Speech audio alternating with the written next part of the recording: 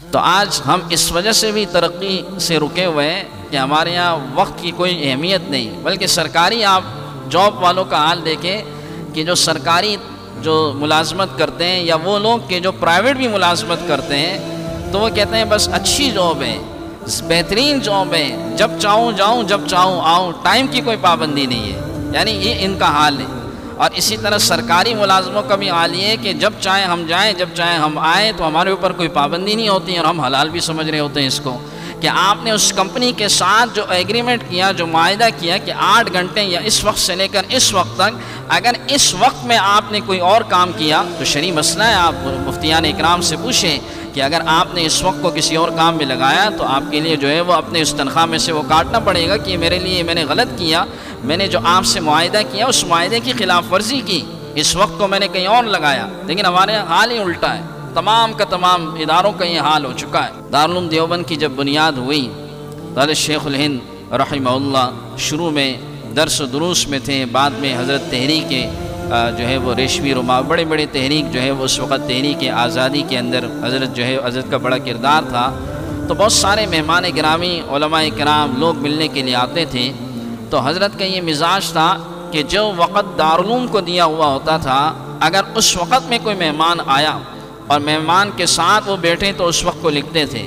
اور پھر جب تنخواہ آتی اس تنخواہ میں سے باقی رقم اپنی لینے کے بعد باقی دارالعلوم میں جمع کراتے ہیں کہ یہ وقت مہمانوں کے ساتھ میرا صرف ہوا، لہٰذا یہ میرے لیے جائز نہیں ہے، یہ وقت چونکہ کہیں اور لگا یہ میرے لیے حلال نہیں ہے۔ والعصر ان الانسان لفی خسر، اپنے اس وقت کی ہم قدر کریں جو اللہ نے ہمیں یہ جوانی دی، جو اللہ نے ہمیں یہ دن رات دیے، یہ ایک ہی دفعہ ملتی ہیں، یہ واپس پلٹ کے نہیں آتا۔ اور اسی لیے کل قیامت کے دن آپ علیہ السلام کا گزر ہو رہا ہے، نے ان صحابی سے فرمایا بتاؤ اس قبر میں رہنے والے شخص کی کیا خواہش ہے،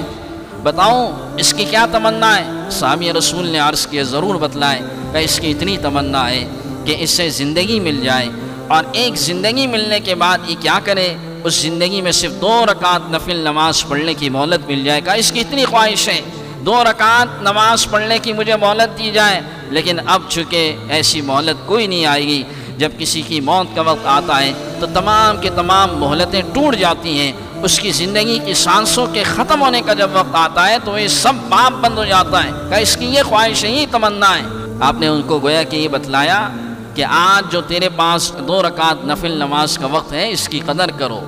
اور اسی لیے اللہ نے قرآن مجید میں یہ بھی فرمایا کہ وَأَنفِقُوا مِمَّا رَزَقْنَاكُم مِّن قَبْلِ أَن يَأْتِيَ أَحَدَكُمُ الْمَوْتُ فَيَقُولُ، ہمارے مال میں سے خرچ کرو قبل اس کے کہ موت کا حملہ آئے،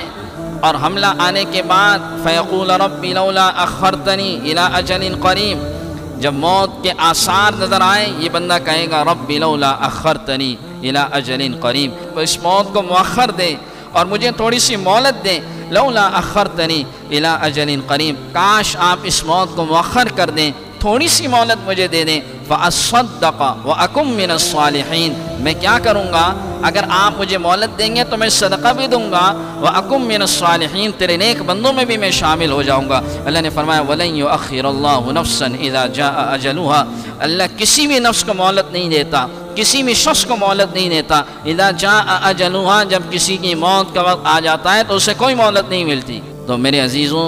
ہم روزانہ آئے دن نماز جنازہ پڑھتے ہیں، اپنے عزیزوں کا، اپنے پڑوسیوں کا، رشتہ داروں کا، اور اس میں نوجوان بھی ہیں، بوڑھے بھی ہیں، بچے بھی ہیں۔ مجھے نہیں معلوم میری زندگی کے کتنے سال باقی ہیں، تمہیں نہیں معلوم تمہاری زندگی کے کتنے سال، ایام، کتنی راتیں باقی ہیں، کتنے دن باقی ہیں، اور کتنا وقت باقی ہے۔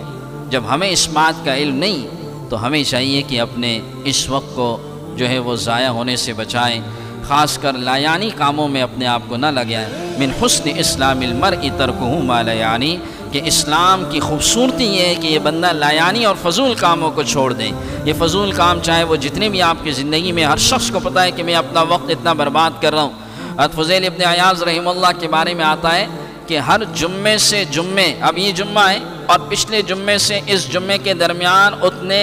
پورے ہفتے میں کتنی باتیں کی ہیں وہ ساری لکھتے تھے۔ ہمیں تو 1 گھنٹے کی بھی یاد نہیں ہوگی،